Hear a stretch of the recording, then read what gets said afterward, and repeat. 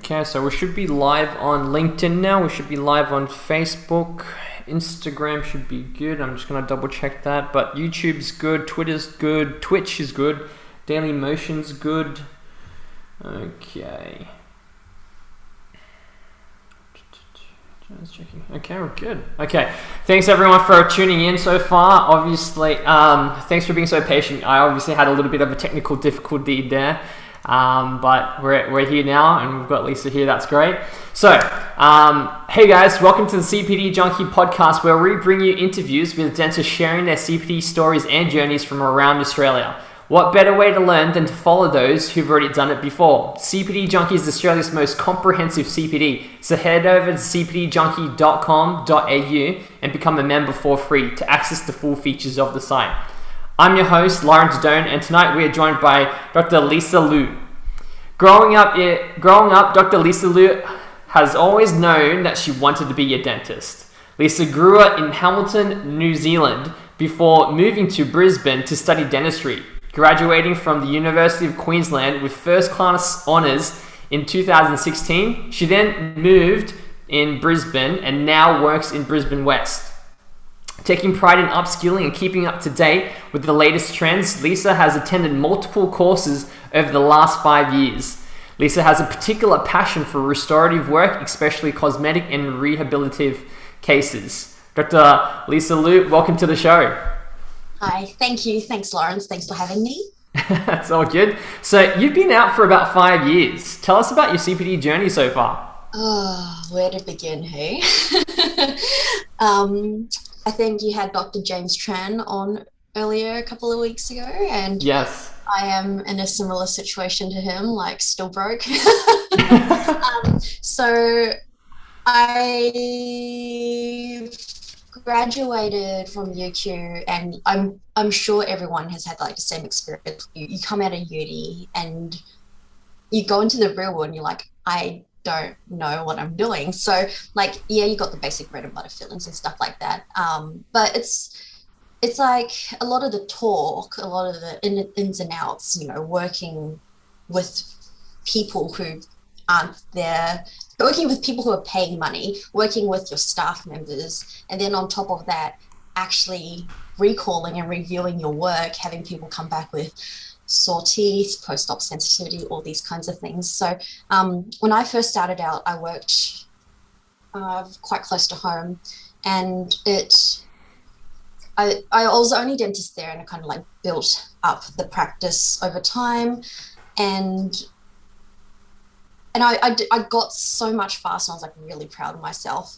But then I realized, like, you know, I wanted to know more and I wanted to do more. And at the time, my boss was working a lot with full arch cases, with implants, and it was just really inspiring to see, like, as a young dentist, you see all these like big treatment plans, big treatments in general, and it was just very inspiring to see. So I knew that, like, I wanted to get into bigger kinds of dentistry, beyond just coming in, going for checkups, getting fillings done and stuff like that. But I started off doing, my first course was actually a DIO implant course because it was under the recommendation of my boss. And then I realized that surgical extractions were probably one of like the best ways to jump into surgery in general. Like, if you can't do a proper wisdom tooth, if you can't raise a flap properly, if you don't know your anatomy, like, how are you expected to do any type of surgery, whether it's implants, you know, soft tissue grafting, stuff like that. So I did a bit of that, and then I also took a CT course to, you know, get into the implant side of things. So that was a lot more from the implant side of me, who wanted like jump the gun and, you know, get in there. And then come about like August in my first year, I started getting a lot of, you know, crowns come back with post-op sensitivity, my fillings come back, and they're like, it just doesn't feel right, like it's a bit sore somewhere. And I'm like, oh my God, what is happening? Like, am I a dentist and am I doing the right things? And then I realized I got to take a step back. Like, if you don't understand teeth, why are you replacing teeth? And I started placing my journey back in the basics, restorative. So my jump my jump board was probably Restoring Excellence Posterior Dentistry in November in my first year. And that just changed my perspective of everything, how I did dentistry, how I did my fillings, how I did my procedures. Things became, rather than going like fast, quick, it became good quality dentistry. And so moving on from there quickly, things like quickly spiraled. Like I love the way Lincoln approached and proceeded about his course. I learned so much about, proper matrixing, proper bonding protocols, which is just so important. Things that, you just took for granted in uni. Like jumping into second year, I did Restoring Excellence anterior teeth, and then I did Restoring Excellence full arch. I also did Restoring Excellence RETP, which is probably as far as communication kind of goes for me. But I thought RETP was really, really awesome because when you start reaching bigger treatment plans, like, what's your limit? It could be the $10,000 limit. It could be the $2,000 limit, or it could be a $30,000 limit. You start to choke, and then you're like, and RETP kind of helps you, get better. Like beyond that, there are certain things that, if patients want a certain, like there are a million ways to roam, and there are only like, 2 or 3 right ways that the patient would prefer. And RETP kind of just dumbed that all down in terms of communication and really just laying out your options to your patient real quick, and kind of just being able to form a treatment plan in that way as well. So I thought RETP was really, really cool. But then there were also like quite a few other ones. Second year, I started also doing a little bit of sleep apnea stuff with Derek Mahoney. And that was a lot of alternative dentistry and really interesting. And I really enjoyed it. But we'll talk about the actual course later. I'm kind of just detailing what I did in my second year and stuff like that.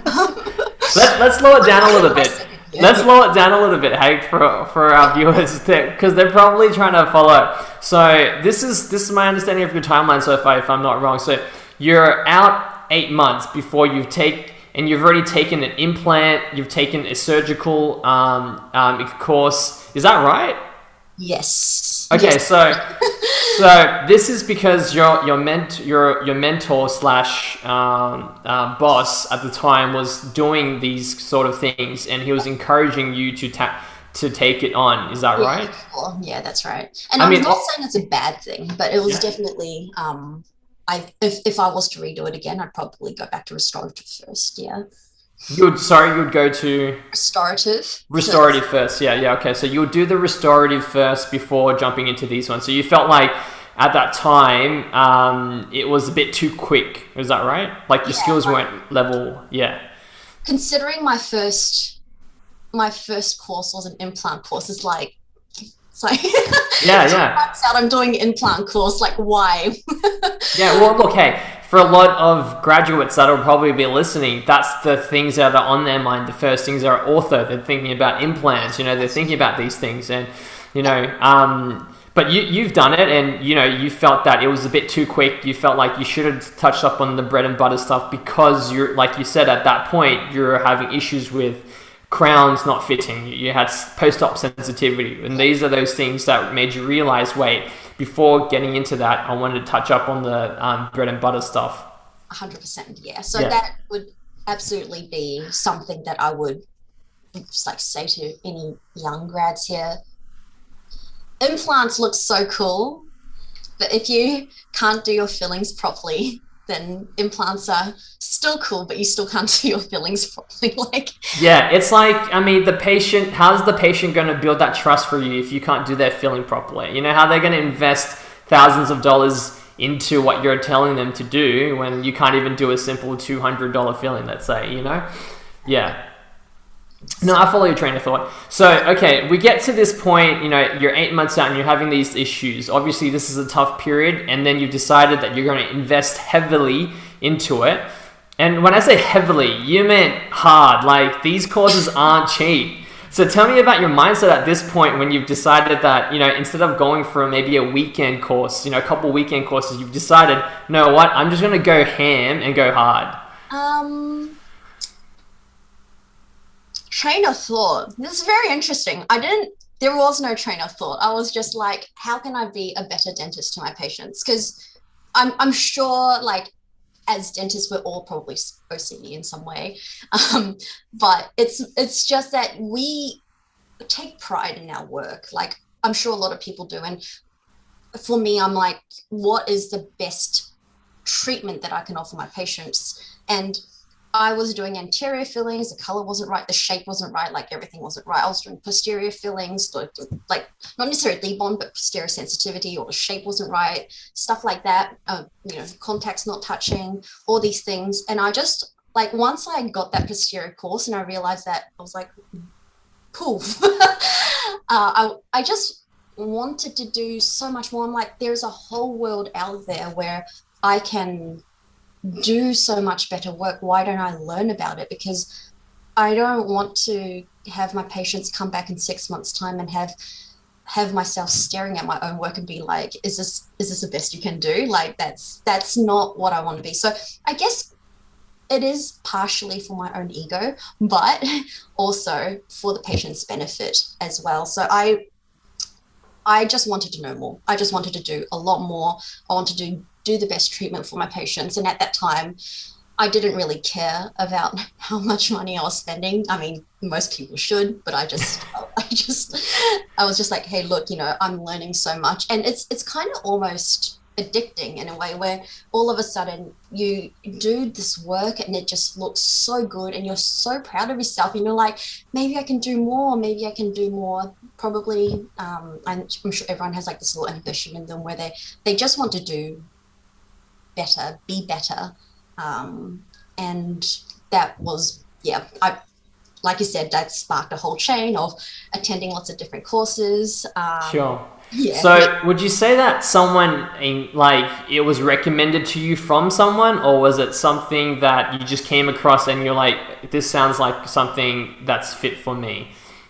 When I did Restoring Excellence in the first year, like, I just really liked Lincoln's train of thought and like Lincoln's teaching methods. Like, he is an absolutely fantastic educator, straight on to the point, definitely talks a lot about his own experiences, but most importantly his failures, like what didn't work for him as well. And so that's what really actually helps you, because everyone can talk about their good work, but you want to also talk about the things that didn't work, to know how you can not do mistakes. Like, it's definitely not make the same mistakes. Yeah, exactly. So I just thought it was brilliant. So when I started doing this posterior, and he had like a whole lecture series in a way, like anterior and then full arch and then RETP. So I just did them all together. So I didn't really branch out very much, because I was just very like lured by the amount of information that I get, and it was all really good. And that was before it turned into RIPE. So that was there was no hands-on when I went there. That was like a whole separate thing. I just did the 2-day lecture series and then do the hands-on until the third year, where I went back and did the hands-on. So right, so that kind of, you were seeing the philosophy, and you agreed with it, and that's why you were followed through to doing it. Yeah. I'm just going to rehash back for some of those points, because some of the listeners are probably wondering, when you did those implants, when you did those surgical courses, did that translate to in surgery? Were you doing implants? Did you end up doing surgical extractions? I'm still doing surgical extractions. Obviously, very case selective. I didn't probably, I still do surgical extractions. It's definitely given me a good ground, because I think one of the things in uni, for UQ anyway, surgical extractions were like, yeah, no, very sacred, special people get to do it kind of situation. So when you get out of uni, a lot of people have this mindset where it's like, oh my God, surgical extraction. So that kind of just gave me the confidence to be like, you know what you're doing. Like, all it is, like, opening a part, removing a bone, sectioning, guttering, stuff like that. Like, it's not much different to your normal extraction. And I don't know, people probably can me for this, but that's personally how I felt about the course when I went to it. I did end up doing a few implants here and there, because my boss was very kind to me at the time and helped guided me through a couple. I probably placed about 10, 12 implants. So it was all guided as well. So that was really helpful. Definitely makes it like almost like a very simple step forward in a way. Yeah. So fast forward, 2 years now / 3 years. You started to do sleep apnea now. Tell us a little bit. So is this because there was something at work? You had cases at work that meant that you needed to learn more about it, or you were interested in it because there was a lot of hype around, or? So it's always like, obviously Derek Mahoney has two groups of people. They're like, love him or they hate him. And I don't think there's really much in between.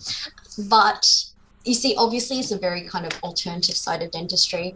And my friend Justin said, hey, look, this course is awesome. Come do it with me. And I'm like, oh, yeah, okay. So that was actually what happened. So I went ahead and did it. But did it change a lot of the ways that I did things? Probably not so much. So he went into a lot of detail about sleep therapists, like just working in a whole integrated fashion with a lot of different people. And unless you have like these really good connections with ENTs, myofascial therapists, physios, but like people who also believe in your philosophy as well. The number of ENTs that I've tried to talk to about airway, and they're just like, no, not taking tonsils out in kids. It's really hard to establish those connections. Whereas Derek, because obviously he has this whole group in Sydney, it's a lot easier for him. So did it change much of the dentistry I did? No. But I would say it is still very helpful. Like a lot of kids who come in with particular malocclusions, or they behave a certain way, or just, certain things, you look and you're like, hey, look, they've got really big tonsils. Take them to the ENT, get it all checked out. Whether or not the parents want to do anything is a whole separate issue as well. But that's why did I do it? Because my friend told me to. I did find it very helpful though. But did that translate to ortho, learning about ortho as well, or? So I'm doing POS ortho, and I started at the end of third year dentistry. Did it translate to ortho? I wouldn't say it translated, but it did kind of change the way I thought about extractions and stuff like that. See, Derek is not against extractions per se. He would say you should not extract teeth if it's going to retract and close and limit your airway, which is, fair enough. And I always keep that as one of my factors when I'm treatment planning for braces as well. It's not something, obviously there are people who definitely need extractions, you think about soft tissue and stuff like that. I would say that doing ortho, now that I've done POS ortho and understood the mechanics of it, sometimes extractions are necessary. So I can't really say it really translated per se. I would be interested in maybe perhaps doing EODO down the track, because I would love to know more about airway related dentistry as well, and maybe perhaps like different functional appliances or early intervention and stuff like that.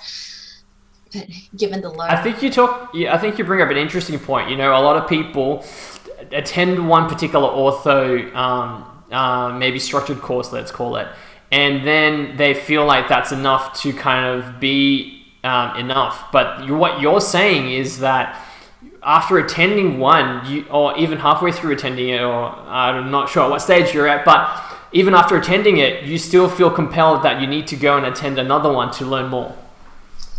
I did, because when I did EODO, it wasn't for braces, it was for sleep apnea. So they didn't really touch on as much braces.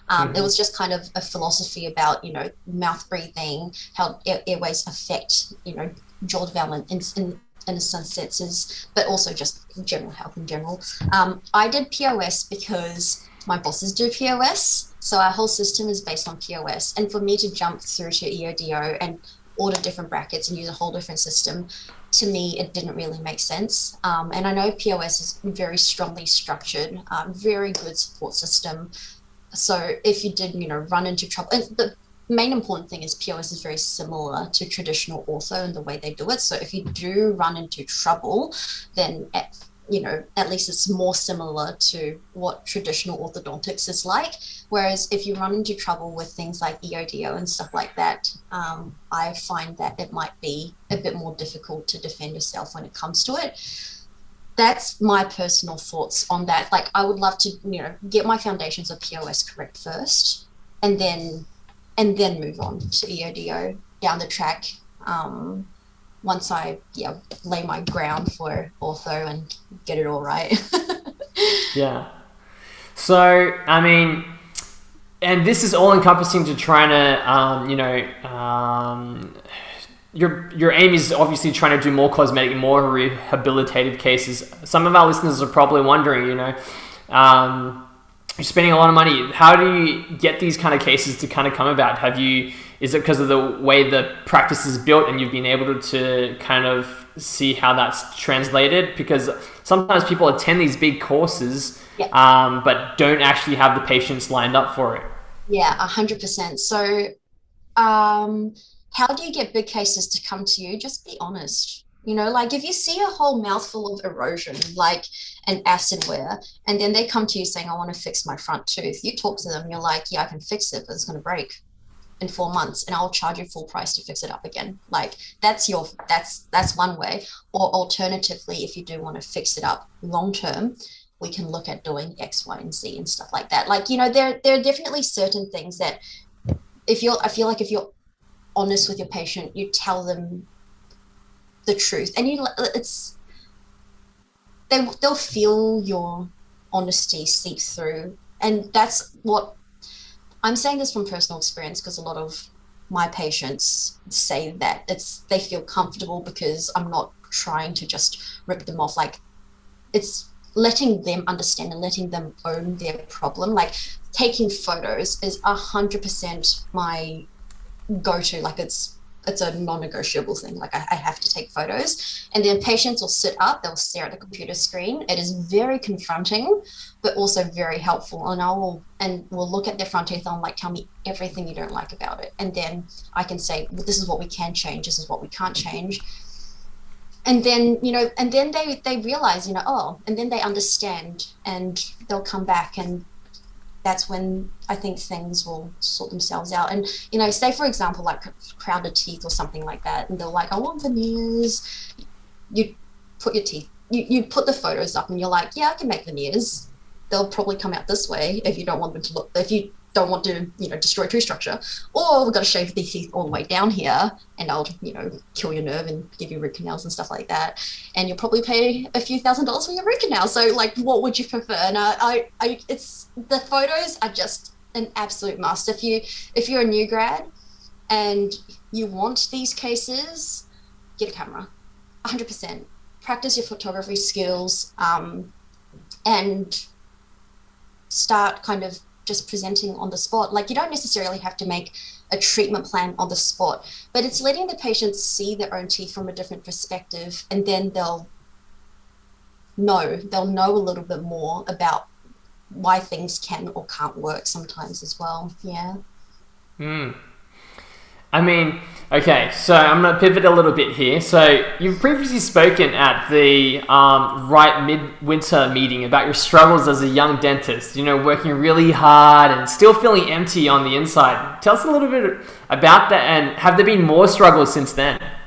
So isn't life just like an up and down thing? When I was speaking at that midwinter meeting, I was changing between my first and my second job. And my first job, I was working 6 days a week, kind of mostly by myself. And I didn't really have as much of that support system as I like. And I think when you're a new grad, you want to know that what you're doing is okay. And it just felt really hard for me. And also being by myself for 6 days, like, that was a lot. So when I changed to the new practice, I found it very hard. But just going back a step. Obviously 6 days a week is not like maintainable for most people. When you're newly graduated, you're like, job offer, great, I'll give my everything into the practice. And I did, and I formed like these beautiful relationships with these patients, and they'll bring their family back, they'll bring their friends and stuff like that. And for you to feel like you have to leave them, in a way, felt like you're almost kind of leaving a part of your heart behind, especially because it's your first and you give your blood and soul and everything else. But I realized that, maybe there are some things that didn't line up with my philosophy and the way that I wanted to do things, and, working 6 days a week. And then everything just felt like it was just too much, wanting to do good dentistry in a place that you felt like you couldn't really, weren't supported. Weren't supported, using your best potential, weren't on the same philosophy, weren't on the same page as your boss, then that can be really hard. So, I left my first job and went to second. Like, all places have their good and bad. Like, there is no absolute good and absolute bad. And I left my first workplace and went to my second. But I started my second workplace for about 2-3 days a week. And that was when I felt my absolute happiest in like my whole life. I think work-life balance at 2-3 days a week is beautiful, especially for dentistry. Speaking to physios, they'll tell you that, dentistry is not physiological in any way at all for your whole posture. Do you think some of that hard-working mentality that you felt you were compelled to was coming from maybe a cultural background, or? Oh, I mean, of course. Yeah. I think it's not necessarily. I think Asians have a work ethic where it's like you work till you die. You work very, very hard. You give it your all. And that's. I'm not saying that like other cultures don't, but it's definitely that's something that's been ingrained into us. So for sure, I definitely felt like that was something that would have factored in Sure. working too hard. Like, if moving on to where I'm working now, I'm working like 4.5 days in general, and it's like not too bad. It's I'm working just as hard, but it's having a bit more of a work-life balance as well. That's so important. Like, at the end of the day, you don't want to become just a dentist and nothing else. I mean, if you want to be just a dentist and nothing else and you absolutely love it, cool. But there's so much behind. I'm not sure about if that's just me.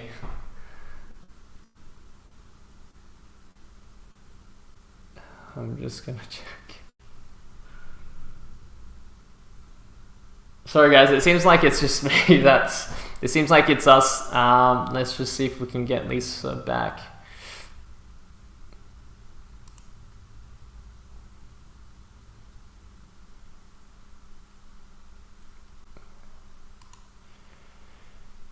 Bear with us, guys.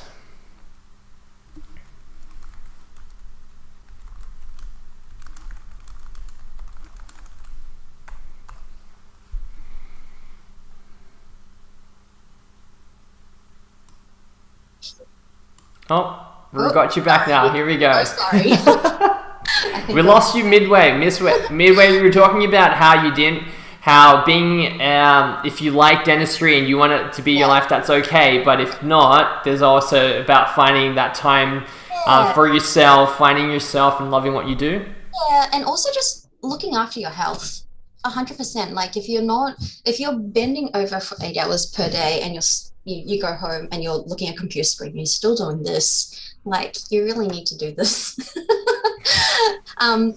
You can't work for very long if you don't look after your health. Like, I started going to Pilates classes and yoga classes, and really I felt after my first year, my back pain was intense. I would finish work, and I'm sure some of you can relate, would go home and just lie in my bed and I couldn't move. Like, just couldn't move. And I'm like, this is my first year out. Like, is the rest of my life going to be like this? If I have kids, I'm going to come home from work and I'm just going to lie down in bed while they're jumping around. So I started training my core a lot more, and that's just as dentists, especially your core is just probably the most important thing that you have to do.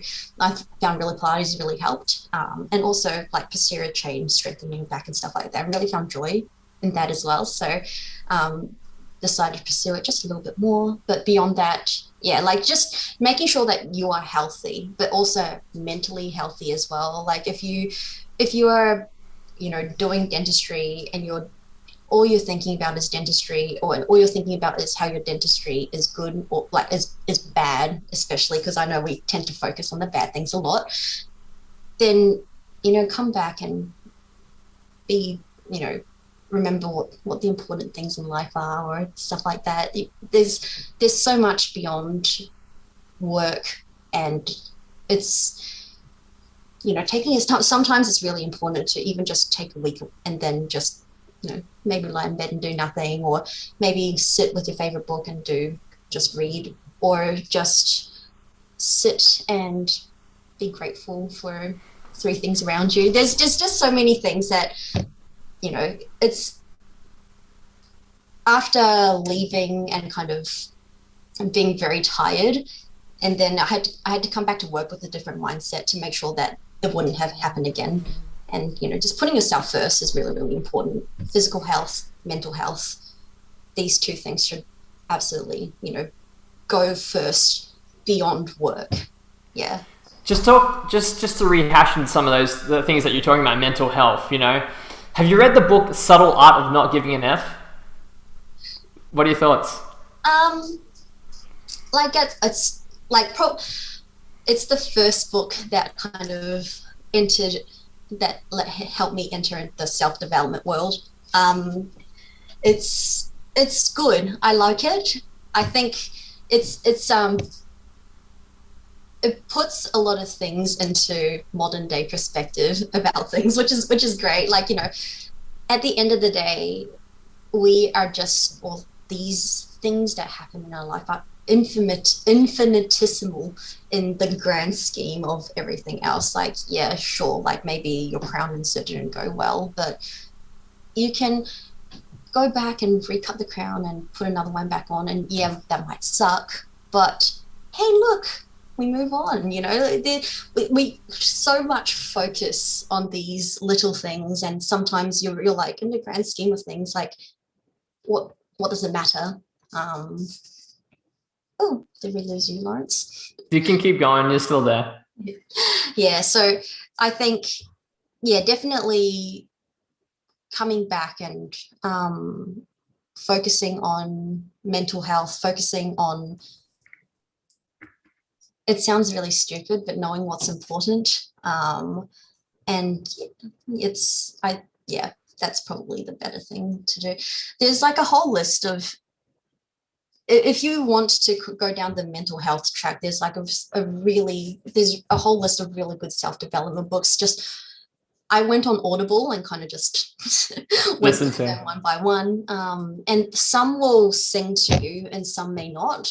And it doesn't matter, you know, just like in the same way, there's not one thing that is perfect for everyone. But it's just taking a little bit here and there from, just like even from courses, you can take the same course from different instructors and just take a little bit here and there. And I think that's just really important as well. Yeah. So, you know, you talked about back pain. I want to come back to that for a little second. So you talked about how that happened. You noticed that a lot more during your first year, but that didn't actually start during then, did it? It started probably during dent school, would you say? Yes. When at UQ, we have 5th year, which is like clinical, completely clinical. And I've always used loops. I started using loops in 3rd year. And so I've always been very lucky. Like, I've been trained in doing loops, but I like started doing 5th year dentistry, and I'm like, I come home, but I didn't really think of it as much then. I'm like, oh yeah, this would be a bit bad, because compared to what we do now, what we do during our placement is very small once you compared to private work. And then I think once I went to private work, where I was, you know, churning all these patients through and through and just sitting in that one position, yeah, that was bad. It exponentially grew worse. Yeah. Yeah. So then you got a Pentax loops, right? Yeah, I got Pentax loops, which are very honest, love hate kind of situation. Like, I love them in the way that, yes, my back is so much straighter. It's absolutely helps. And yeah, obviously core exercises really help, but my Pentax loop just really, that neck pain completely gone. Oh, not completely, most of the time is gone, but they're very heavy. They'll slip down your nose. They'll like leave these indents here. You cannot drop them. And then when you put them away in your little bag, sometimes you can twist the focus lenses. So when you put them back on, you're like all nauseous again. And it's a love-hate situation. Can't live without them. Can't live with them. Okay, so how about talking about dentistry as well, some of the struggles that some of us new grads might have are dentures. What are your thoughts on that? People will say dentures is going to be phased out. I don't believe so. At the end of the day, you're like, oh, implants going to replace dentures. How much do implants cost? Like, if you ask most of your patients and you're going to be like, I'm going to place like 4 implants here, place a denture on top, like that could easily be like $15,000, and not everyone has just $15,000 spare on them. So dentures aren't going to go away. I don't particularly like dentures, but I don't mind partial dentures. Full dentures don't particularly like, but I think it's just as important, because at the end of the day, even if you were to do implant retained dentures down the track, you're still going to need really good impression skills. You're still going to need like everything that you have for dentures. That's your foundation to building on for more. Like, the things that we hate doing in dental school are the things that end up being the most important. Setting up teeth. You don't understand why you have to do it, but then you don't appreciate what the technicians have to go through when you give them a really, excuse the language, shitty impression or shitty bite reg. So these are all things that are really important. And if you really want to think about it in a different way, doing a full denture is essentially like almost doing a full mouth rehab just with plastic teeth. It's essentially that. But yeah, really good impression skills that are super duper important as well. So yeah, do your dentures, don't cheat. To do impressions properly, that is the biggest game changer. I went to Tom Givlin's occlusion course my 3rd year, and he goes through a little bit of like proper impression technique with alginate and stuff like that, like how to get good border molding, stuff like that. And it wasn't like the main part of his lecture, because obviously it was occlusion, but game changer. Like, learn to do impressions properly. You will find that, a lot of things will end up being so much easier once you learn how to take impressions properly. Yeah. So yeah, definitely dentures aren't going to be phased out. Do your dentures. That's my personal view on it anyway. Yeah, because like I said, we've all struggled with it at some point, haven't we? So what would you say your current ideal clinical day looks like, and the types of procedures you might be getting up to? I would rather have like an ideal clinical week rather than an ideal clinical day, because while I love doing complex cases, rehabs and stuff like that, like they are taxing. For anyone who's done like a good 4-hour, 5-hour block of work on just the one patient, you'll know exactly what I'm talking about. There is so much more tiring than kind of just churning through a patient here, there. So probably like a day I'll do like, a good solid block, one patient, and then like next day I'll probably see a few here and there. See, I don't like one particular thing about general dentistry, which is why I don't specialize. I love doing a little bit of everything, and maybe that's it just keeps it less boring. I don't think I could ever, like, while I'm not saying that specialties you only do one particular thing, like you end up doing like a lot of things, but I think I like doing general dentistry where you can kind of pick and choose and send away the hard cases to a specialist so you don't have to deal with it.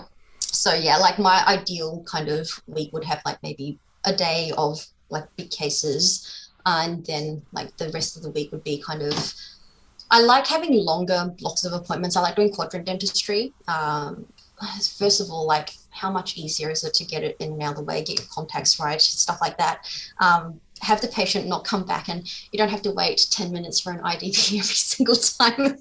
It's yeah, so probably longer blocks of, filling appointments, crowns, stuff like that. Yeah, that would be my kind of ideal day, ideal week. Yeah. No root canal? I don't know. That's probably missing on my list. Well, I mean, I'm sure there'll be ortho in that at some point, hey? Yes, there will be ortho. So if I was doing ortho, I would have like a whole afternoon block of just ortho.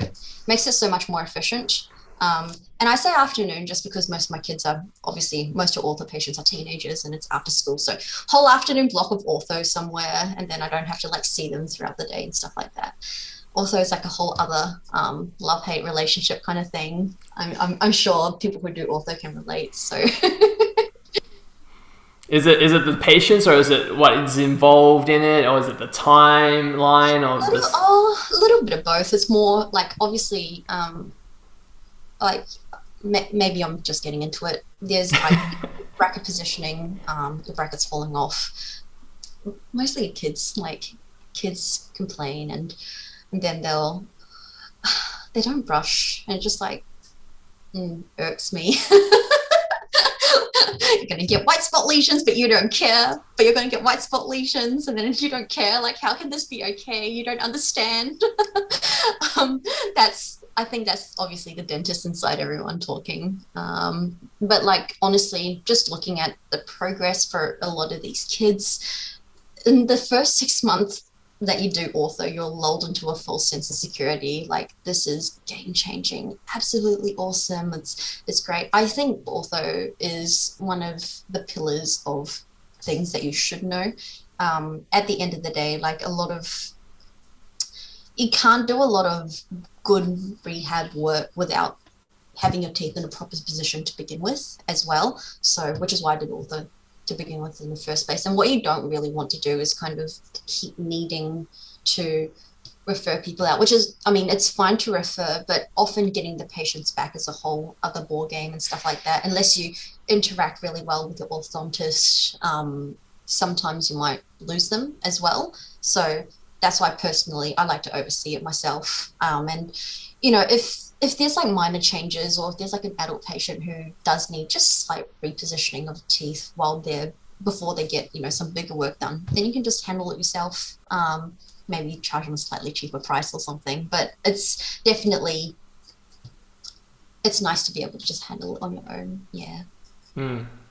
So what do you hope your ideal clinical or non-clinical day to look like, in 5 years' time? I think, what are particular courses? I think you've mentioned some, EODO is something that you want to dabble in to kind of further that. Are there any particular other courses that you want to dabble in to further maybe implant or? Yeah, for sure. So my timeline, which I kind of had like a general gist of, is doing restorative stuff first, get that down pat, which I think I'm kind of nearing the end of, and then kind of get ortho done, and then move on to implants and surgery and stuff like that. So eventually, like, my personal goal would be to have anyone who walks in through the front door and I can say, yeah, I can do that. That I think that'd be pretty cool. Obviously there'll be complex cases from time to time, but it's more just the fact that you can, I want to be able to do a little bit of everything and kind of handle it by myself. So eventually down the track, definitely a bit more implants. I want to learn more than just guided implant dentistry. So I want all the build of the soft tissue, that architecture is so important. And eventually maybe move on to a little bit of soft tissue surgery as well. Like not necessarily complex implants, but just enough so that they're, missing tooth, let's pop an implant in there, get it in. So it's all part of a whole big treatment plan at the end of the day. Like nice round, and I can all do it myself kind of situation. Is there a particular CPD course that you might be interested in? Oh, no, but I'm open to recommendations. Fair enough. And non-clinical day, any considerations for non-clinical day to look like? I think if I was having like a good kind of work-life balance, maybe I would maybe think about working 3.5 days a week, or working in terms of dentistry, and maybe my other days I'd be teaching a few Pilates and yoga courses here and there. It's just so much fun. Like I absolutely love it. It's a whole different side, and like me personally, I've always wanted to push myself out of my comfort zone, which is why I did Pilates and strutting and stuff in the first place. But it's just, you get to connect with these people. You get to connect with people in a whole different way. Like obviously, and I'm relatable. Your patient walks in and they're like, no offense, but I really hate you. Like, it's just, or I really hate the dentist, or, you know, it's just a number of negative energy that you receive from a lot of patients coming in. You're like, oh yeah, whatever. But people come into the yoga Pilates room, they're like usually like, hey, I'm really excited to be here. Not necessarily all the time, but at least if they don't like you, they just don't come, you know. So it's like a whole different vibe, a whole different energy, and it's very nice to have a little bit of both. Yeah, so also just see where the world takes me. I'm open to trying out new things, and yeah, I just think the world has so much to offer, and you know, you don't have to necessarily be stuck in one place or feel like, oh, I've invested so much into this, I have to keep going. You know, you can always, life is so long, you can stop, have a break, do something else, try something new, and maybe once you do that, you might want to come back, or you might want to do something new. And whatever you do, that's okay. I don't think there's a right or wrong way of doing things or approaching things. There's just so much, just so much the world has to offer. I mean, talking about patients hating you, I heard a really good dad joke on it. It was like, so why do the patients hate the dentist? And then it was like, because we're hurting their feelings. And then it was like, following up with that, if that joke was that good, it deserves a crown. Oh no! That's a really good dad joke for you. So here I'm gonna wrap it up really quickly here. So I've got a quick question. I know you're a lover of outdoor adventures. What's your favorite beach you've been to so far? Oh, Noosa, like without a doubt. Okay. Around the world or in Australia? I mean, up to you. Okay. Well, I went to the Maldives a couple of years ago, and I must say that was spectacular. Like, it was just unreal, like landing, and the water is legitimately Powerade colored. It doesn't even make sense. Maldives would jump back in a heartbeat, but I do love Noosa. The Noosa coastal walk is just absolutely beautiful. Absolutely just clears your mind of all things. Like, it's just nature is so beautiful. And the beach there is just very, very different vibes from the Gold Coast and everything else that most people go to, but Noosa, beautiful, absolutely beautiful. You gotta come down to Sydney at one point to check out our beaches too then, hey? In a good way or a bad way? Well, Dr. Lisa Liu, thank you for coming on the show today. If you could let the people know how they can find you and, you know, what's going on in your life. Yes. So I'm on Dr.Lisa Liu on Instagram. So if you feel like you want to talk to me about anything, dentistry related, life related, send me a DM and we'll get chatting. Fair enough. So for all of our viewers, if you like this episode, definitely drop a comment below on your favorite part. But don't forget to like and subscribe. For our listeners, if you like this episode, leave a review as well. But don't forget to share it with your friends. And we'll see you on the next episode of the CPD Junkie podcast. Dr. Lisa Liu, good night. Lawrence.